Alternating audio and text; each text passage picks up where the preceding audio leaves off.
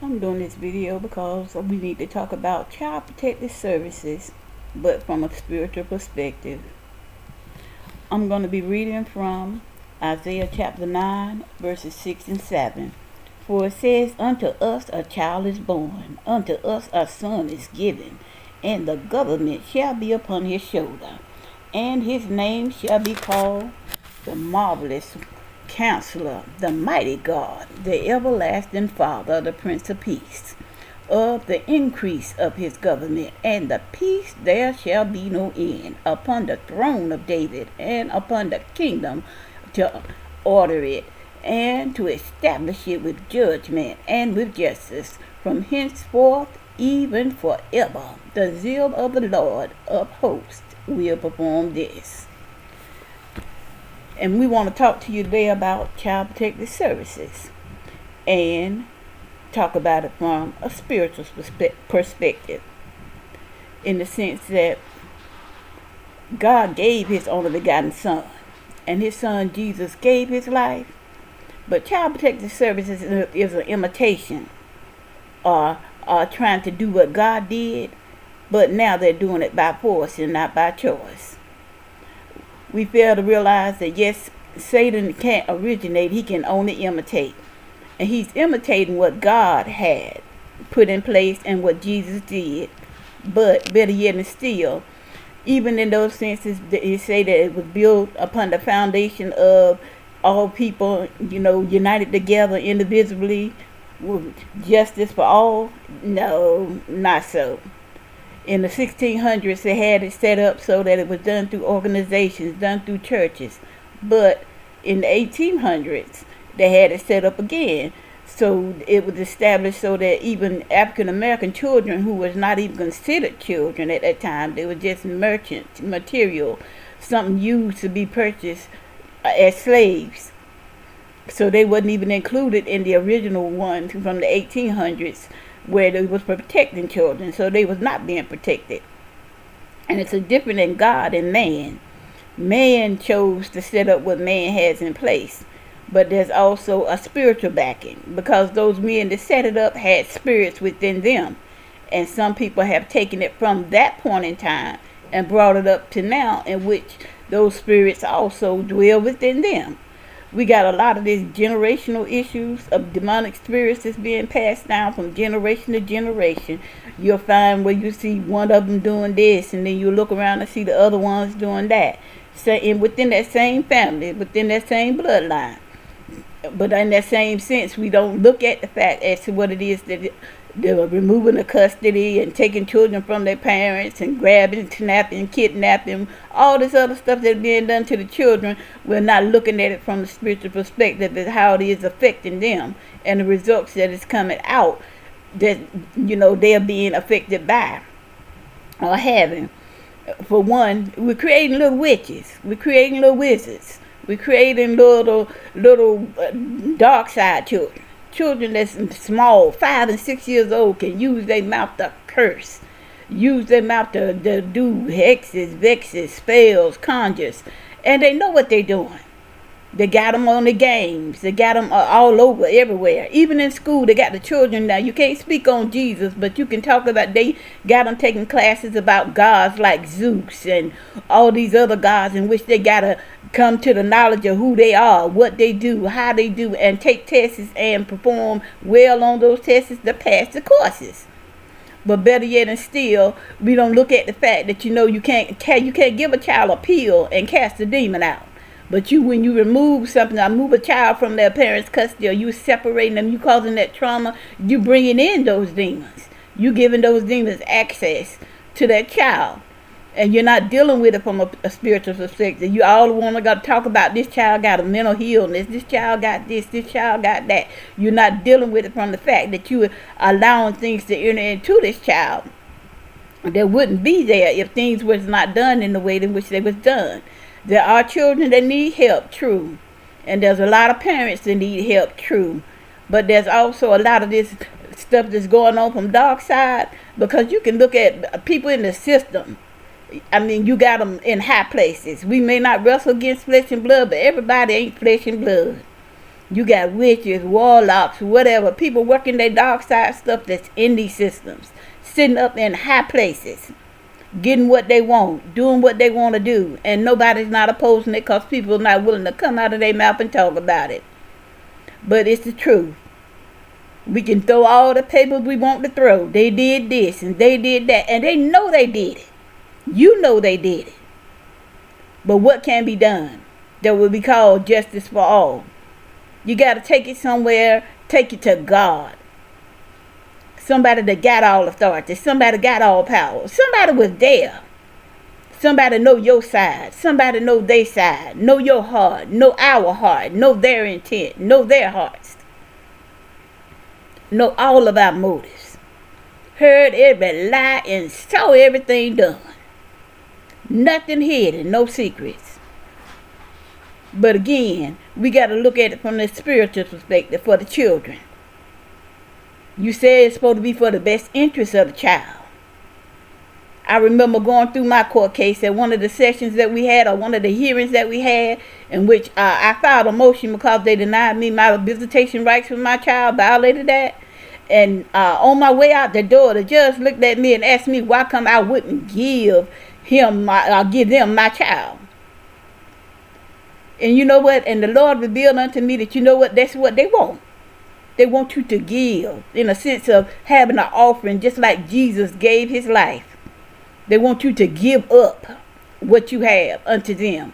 That's a sacrifice unto demons, a sacrifice unto Satan. You giving what God has given you unto the devil. Satan is a liar. He ain't got it like that. He don't have it like that. And we fail to realize that these children that they putting in the system, you don't know what's going on in those children's lives. I recall as a child at one point in time in a group home, there was a lady there that was the overseer of the group home, and she would cook all this nice food and make it look like she was feeding the children. But come to find out, she was feeding nobody but herself, and told them that, who they gonna tell. Didn't nobody want them. That's why come they were there with her. Nobody knows the hell of what goes on in a child's mind, because everything don't affect every child the same way. What may affect one may not affect another. But you place that child in bondage. You putting them into a situation and a circumstance where you saying, okay, this is best for you, but better yet and still, you don't give them any grounds for it. You just come and do what you got to do. And that's what Satan about. Satan comes to steal, kill, and destroy. And that's what Child Protective Services is doing. Stealing, killing, and destroying children. Destroying their lives. Now, it may be several that they may help, but that's because they need the help. But there are those that don't need the help. But because they got to steal, kill, and destroy, they take them anyhow. They use that which is evil. Use that which is evil because they know they got this immunity. No matter what they do, they can come back up with that. We ain't going to be held accountable for it. But trust me, God heard those children's blood crying out from the ground, just like he heard Abel's blood. And even in reading in Genesis chapter 4 verse 10, even as Cain, when Jesus asked him, when the Lord asked him, where's your brother? I don't know.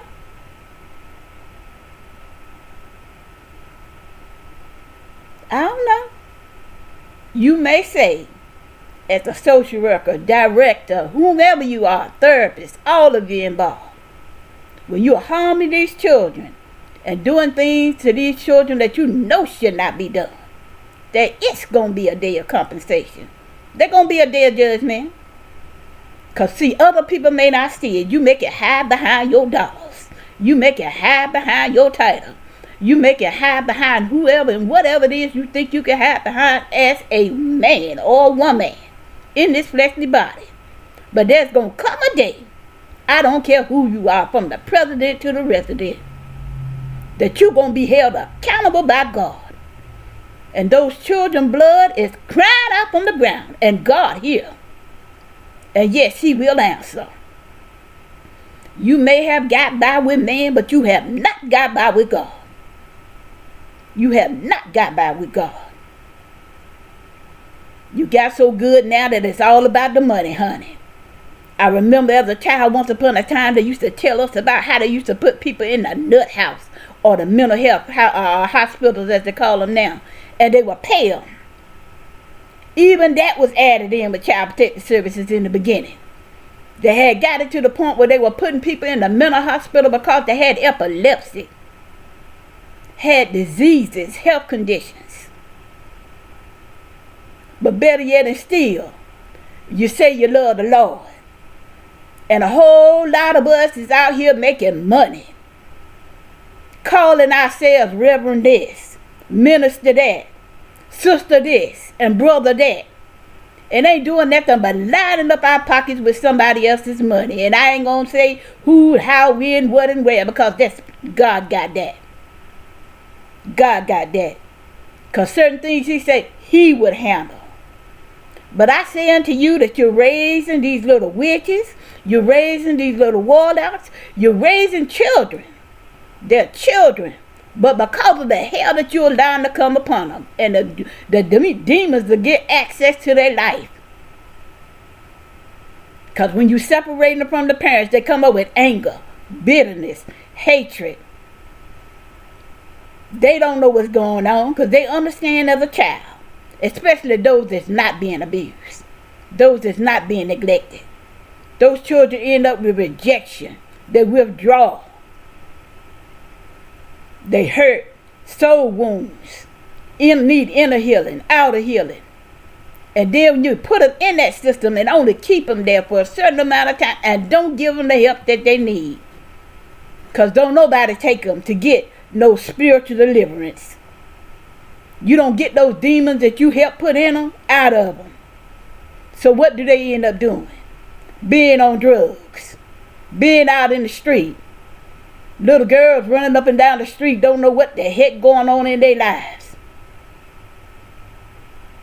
Out here being chased by the spirit of Jezebel. Invoked by the spirit of Jezebel. Ashtaroth. All of these evil by the money spirits is running around and nobody there to casting out a demon out. You put them on Ritalin, put them on some kind of medicine, and all that does is excite them even more. Or they sit around and get depressed, and some of them even take their lives or somebody else take their lives. But I say unto you that because you doing it, don't think you got by with God. You might got by with man, because you can line man pocket up with a little something. Tell man what man want to hear. Give man what man want to have. But God done gave all his. He gave his son. Nobody took him. And Jesus gave his life. But I say unto you,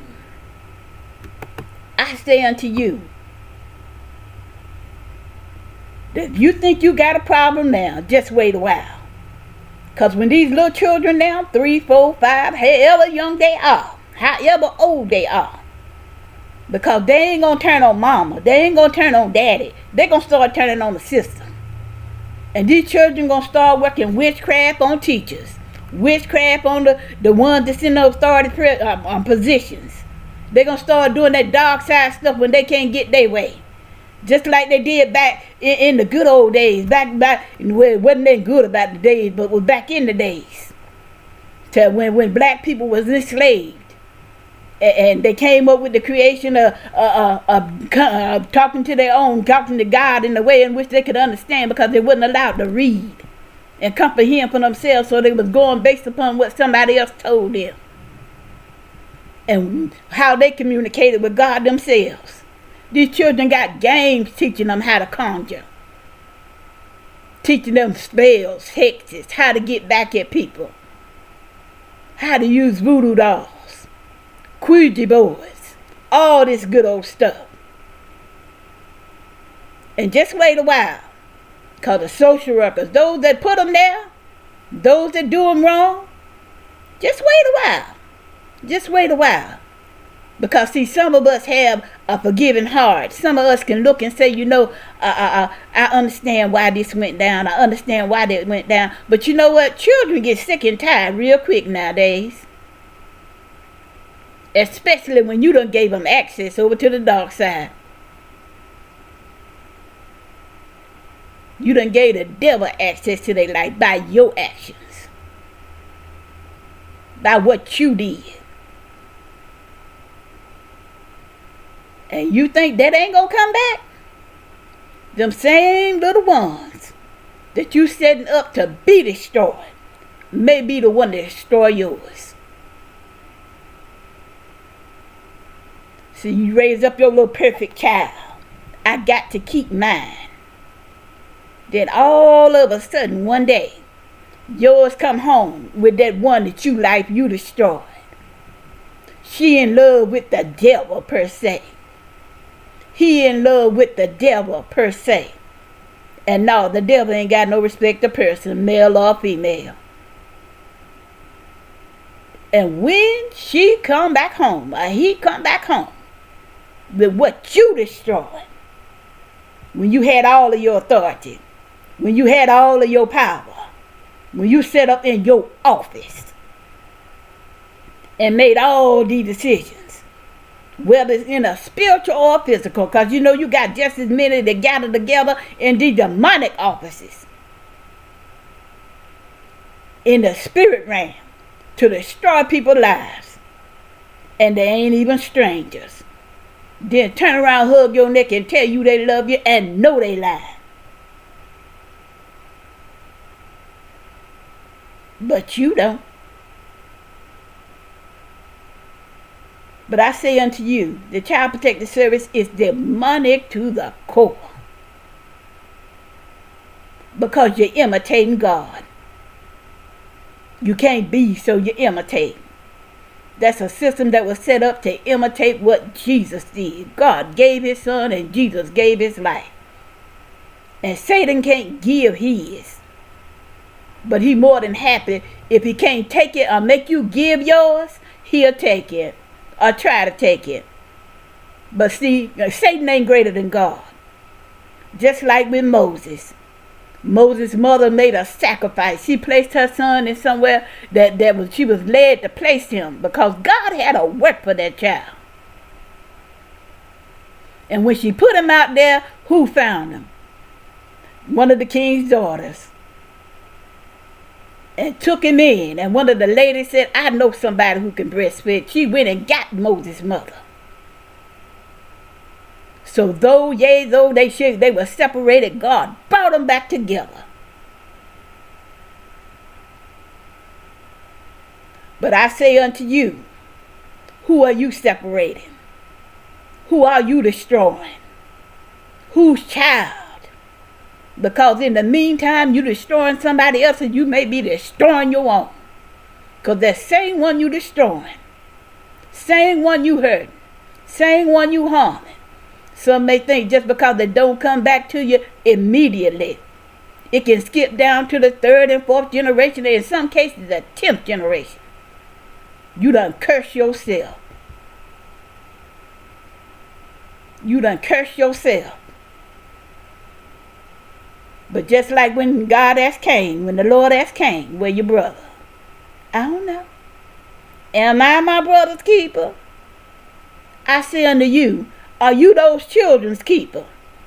Oh yes, the ones you did wrong. Yes, the ones you harmed. Yes, the ones you lied on their mama, lied on them to get what you want. So you smiling guys and living large and doing what you need to do and think it's all right with the Lord? Oh no. Oh no. The day gonna come. The day gonna come. So you may have qualified immunity by man, but you don't have it with God. The day gonna come that you're gonna have to stand before God and be held accountable for your wrong. Ain't gonna be the supervisor.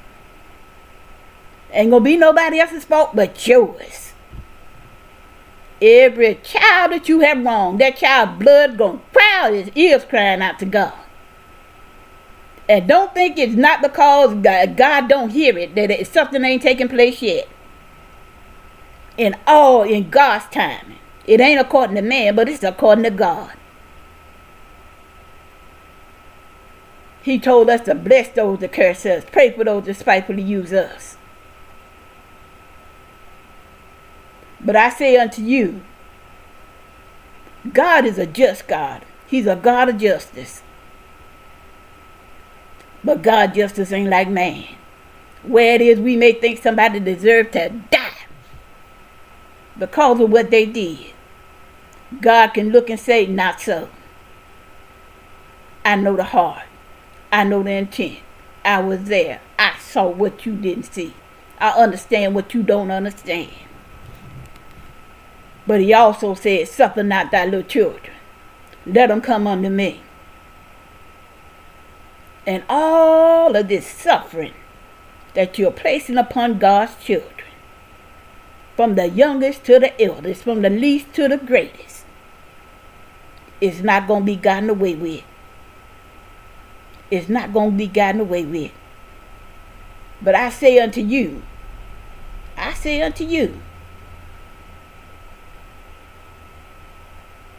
you look to God.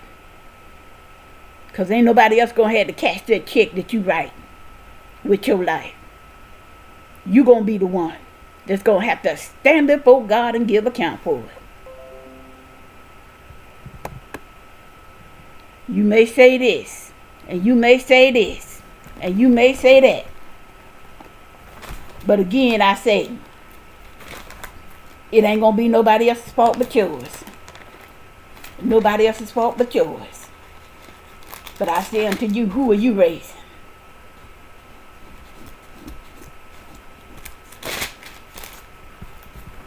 The day gonna come. The day gonna come. The day is going to come. And there's gonna be somebody crying out. Somebody crying out.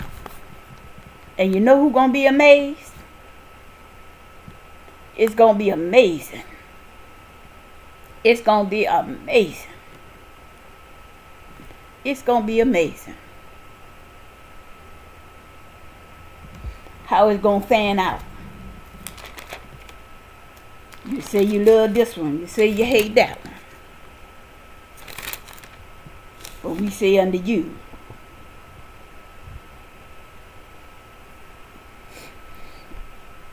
whose grace and mercy? Whose grace and mercy?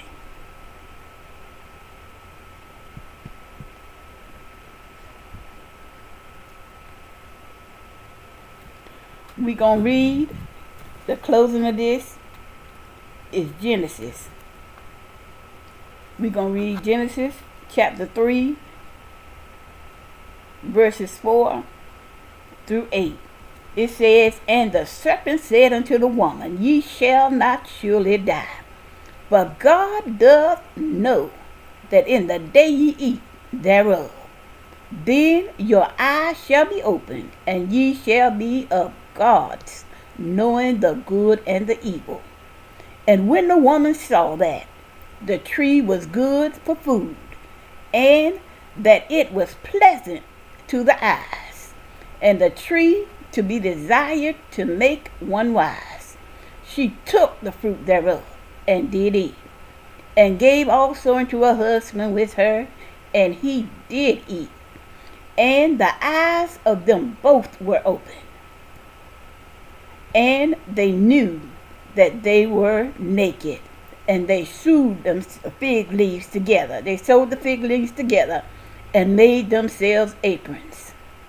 And they heard the voice of the Lord God walking in the garden in the cool of the day. And Adam and his wife hid themselves from the presence of the Lord God amongst the trees of the garden. Number 9. And the Lord called unto Adam and said unto him, where art thou? Number 10. And he said, I heard the voice of the garden. I heard thy voice in the garden, and I was afraid, because I was naked, and I hid myself. Number 11. And he said, who told thee that thou was naked? Hast thou eaten of the tree whereof I commanded thee that thou shouldest not eat? Number 12. And the man said, the woman whom thou gavest it to me, she gave me the tree, and I did eat. Number 13. And the Lord God said unto the woman, what is this that thou hast done? And the woman said, the serpent beguiled me, and I did eat. And we ask you, in whose will you blame yours? Because just like he heard the voice of the blood, he hears your voice also.